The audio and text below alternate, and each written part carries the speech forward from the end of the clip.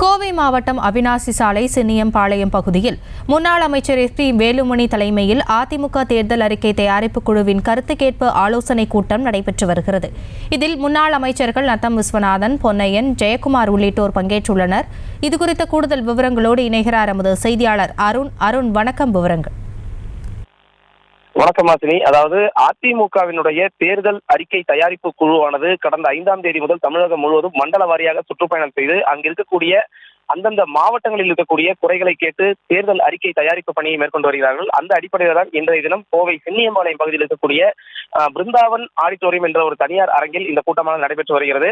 முன்னாள் அமைச்சர் நத்தம் விஸ்வநாதன், முன்னாள் அமைச்சர் Jayakumar, C V Shanmugam, Semmalai, Valarmathi, OS Manian, Udhayakumar, Vaigai Selvan உள்ளிட்டோர் இந்த கூட்டத்தில் பங்கேற்றிருக்கிறார்கள். குறிப்பாக கோவை மாவட்ட அமைச்சராக இருந்த முன்னாள் அமைச்சர் எஸ் பி வேலுமணி தலைமையில் இந்த கூட்டமானது நடைபெற்று வருகிறது. இந்த கூட்டத்தில் ஒவ்வொரு துறை சார்ந்த, அதாவது பஞ்சாலை, நெசவாளர், மீனவர், பொதுமக்கள், குடியிருப்போர் நலச்சங்கம் என ஒவ்வொரு பிரிவாக தனித்தனியாக பிரதிநிதிகளான அவர்கள் அமர வைக்கப்பட்டு அவர்களிடம் இந்த கோரிக்கைகள் ஏற்கனவே என்னென்ன திட்டங்கள் செயல்படுத்தி இருக்கிறார்கள், அந்த திட்டங்களில் என்னென்ன குறைபாடுகள் இருக்கிறது என்பது குறித்த விவரங்கள் அறிக்கையாக சேகரிக்கப்பட்டு வருகின்றன.